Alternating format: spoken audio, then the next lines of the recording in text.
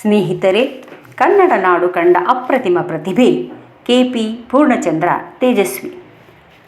ಅವರ ಗೌರವಾರ್ಥ ಕರ್ನಾಟಕ ಸರ್ಕಾರದ ತೋಟಗಾರಿಕಾ ಇಲಾಖೆ ಗಣರಾಜ್ಯೋತ್ಸವದ ಅಂಗವಾಗಿ ಬೆಂಗಳೂರಿನ ಲಾಲ್ಬಾಗ್ನಲ್ಲಿ ಏರ್ಪಡಿಸಿರುವ ಫಲಪುಷ್ಪ ಪ್ರದರ್ಶನ ಒಂದು ಅಭೂತಪೂರ್ವ ಅನುಭವ ನೀಡುತ್ತದೆ.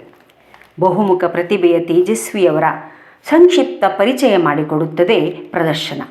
ಅವರ 10 ಹಲವು ಆಸಕ್ತಿಗಳ ವಿಭಿನ್ನ ಮುಖಗಳನ್ನು ಪರಿಚಯಿಸುತ್ತದೆ. ತೇಜಸ್ವಿ ಪ್ರಕೃತಿಯ ವಿಸ್ಮಯ ಕಂಡು ಬೆರಗಾದವರು.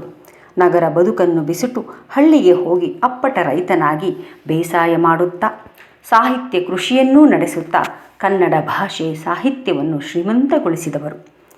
ವಿವಿಧ ಹವ್ಯಾಸಗಳನ್ನು ಹೊಂದಿದ್ದ ತೇಜಸ್ವಿಯವರು ಸದಾ ಚಟುವಟಿಕೆಯಿಂದಿದ್ದವರು.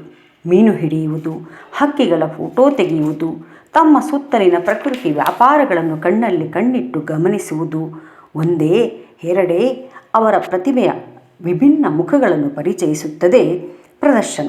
ಹಾಗೆಯೇ ಮಂತ್ರ ಮಾಂಗಲ್ಯದ ಮೂಲಕ ಸರಳ ಮದುವೆ ಮಾಡಿಕೊಂಡ ಚಿತ್ರಣ, ಅವರಿಗೆ ಮಂತ್ರ ಮಾಂಗಲ್ಯವನ್ನು ಬೋಧಿಸುತ್ತಿರುವ ಕುವೆಂಪು, ತಂದೆಯನ್ನು ತಮ್ಮ ಸ್ಕೂಟರಿನಲ್ಲಿ ಕೂರಿಸಿಕೊಂಡು ಹೊರಟ ತೇಜಸ್ವಿ ಎಲ್ಲವೂ ಮನಸೂರೆಗೊಳ್ಳುತ್ತವೆ.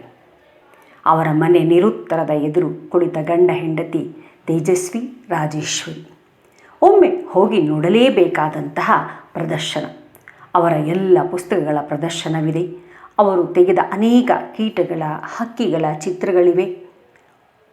ಹಾರುವ ಓತಿ ಕುರಿತು ಕತೆ ಕಾದಂಬರಿಯನ್ನು ಬರೆದು ಬಹಳ ಕುತೂಹಲವನ್ನು ಕೆರಳಿಸಿದಂತಹ ಆ ಓತಿಯ ಪ್ರತಿಕೃತಿಯನ್ನೂ ಕೂಡ ಕೀಟ ಪ್ರಪಂಚ ಒಳಗೆ ಇಟ್ಟಿದ್ದಾರೆ.